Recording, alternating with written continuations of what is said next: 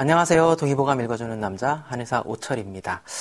어제까지는요, 인기성세, 연노무자, 즉 형체가 만들어진 이후에 그 사람의 기운에 따라서 어떻게 노화가 진행되어 가는가를 공부했고요. 오늘 여러분들이 같이 저랑 읽으실 부분은 수요지이, 즉 장수와 요절하는 그 차이, 그리고 형기, 정수요, 형기가 형과 기운이 수요, 장수와 요절하는 것을 정해준다라는 그러한 내용을 같이 알아볼 차례입니다.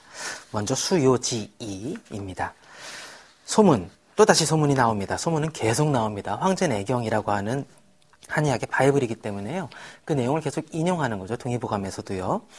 소문에서 황제가 물어 말하기를, 내가 듣기에는 상고시대 사람들은 대부분 100살까지 살아도 동작이 쇠약해지지 않았고 하는데, 지금 사람들은 50살만 넘어도 동작이 모두 쇠약해지는 것은 시대가 달라서인가? 아니면 사람들이 양생의 도를 그르쳐서 그런 것인가? 라고 물어봅니다.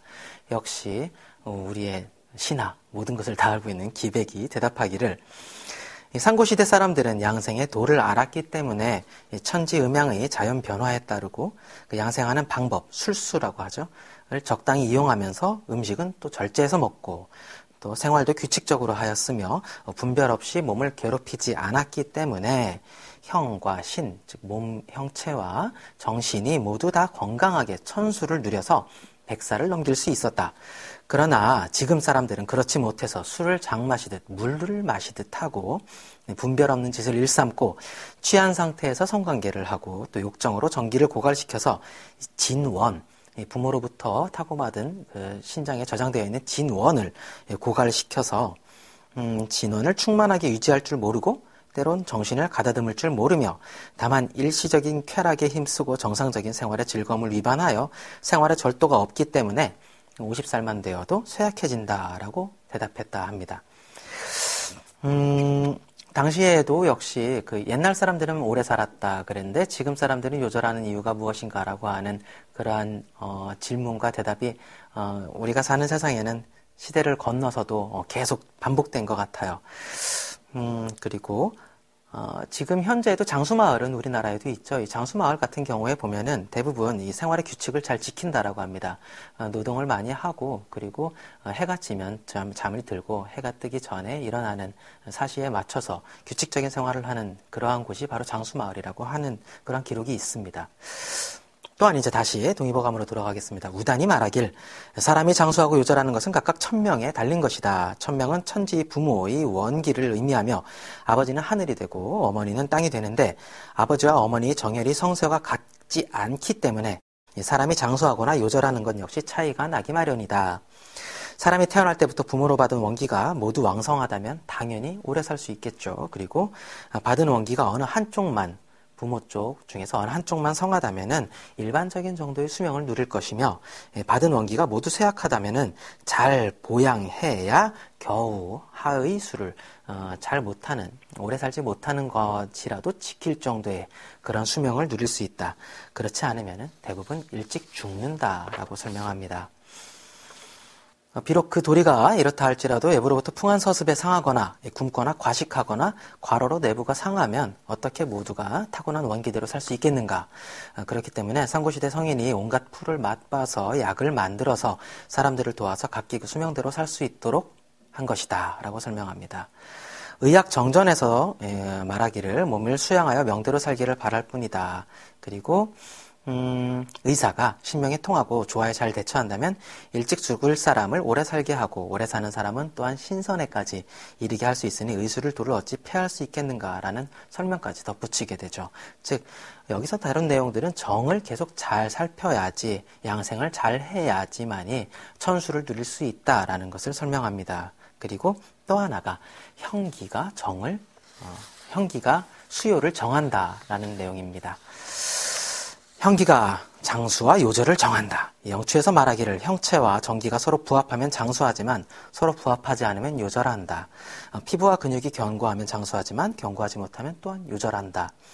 요컨대 혈기와 경락이 형체보다 세서 그 형체를 충분히 감당하면 오래 살지만 형체를 감당하지 못하면 일찍 죽는다. 그리고 형체가 충실하고 피부가 부드러운 사람은 장수하지만 형체는 충실해도 피부가 뻣뻣한 사람은 요절한다.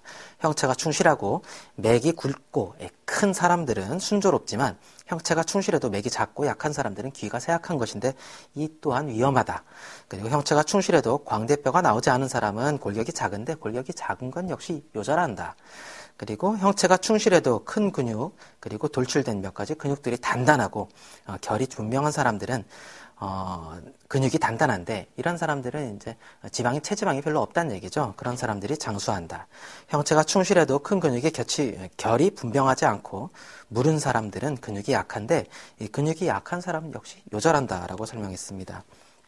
또한 아주 중요한 재미있는 내용이 나옵니다. 유찬재가 양생지보 송대에서 나온 그 책에서 말하기를 곡기가 원기를 이기면, 즉 너무 많이 먹으면, 내가 감당할 수 있는 것보다 많이 먹게 되면 그런 사람은 살이 쪄서 요절한다. 그런 내용이 있습니다. 그러나 원기가 곡기를 이기면, 그러니까는 내가 갖고 있는 기가 먹는 것보다 우선하면, 즉 그렇게 많이 먹지 않고 잘 다스린다면 그 사람은 비록 살이 찌지 않고 야위더라도 오래 산다라고 설명합니다. 또 재밌는 것은 성질이 급하면 맥도 급하고 성질이 느긋하면 맥도 느린데 이 맥이 느린 사람이 또 오래 산다라는 내용이 있습니다. 내경에서 말하기를 자기 몸 안에 뿌리를 둔 것을 신기라고 하는데요. 이 신이 없어지면 생화의 기능은 또 사라진다. 그리고 기혈은 인체의 신이 깃든 곳이기 때문에 맥이 급하고 자주 뛰는 사람은 기혈이 허해지기 쉬우며 신기도 사라지기 때문에 또 요절한다. 옛 선현이 말하기를 강 바다의 밀물썰물이 천지가 호흡하는 것과 같아서 밤낮으로 2번씩만 오르내릴 뿐이지만 사람은 하루에 13,500번의 호흡을 한다. 따라서 천지의 수명은 아주 길고 유구한 데 비해서 사람은 그 수명이 길어도 100살을 넘기지 못한다라고 합니다. 결과적으로 여기서 말하고자 하는 바는 몸이 체격이 크면 그만큼의 에너지가 있어야 된다는 것이고요. 에너지는 적은데 덩치만 크면 건강하지 못하다, 즉 요절한다, 장수하지 못한다는 것을 의미합니다. 맥과 호흡은 또 느린 것이 장수에 유리하다. 조바심을 내지 말고 성을 급하게 내지 마라 라는 그러한 양생의 법을 의미합니다. 다음 시간은요, 인신유일국, 사람의 몸은 한 나라의 정치와 같다라는 것을 설명을 하는데요. 오늘까지 내용은 이렇게 양생에 대한 내용으로 정돈을 하겠습니다.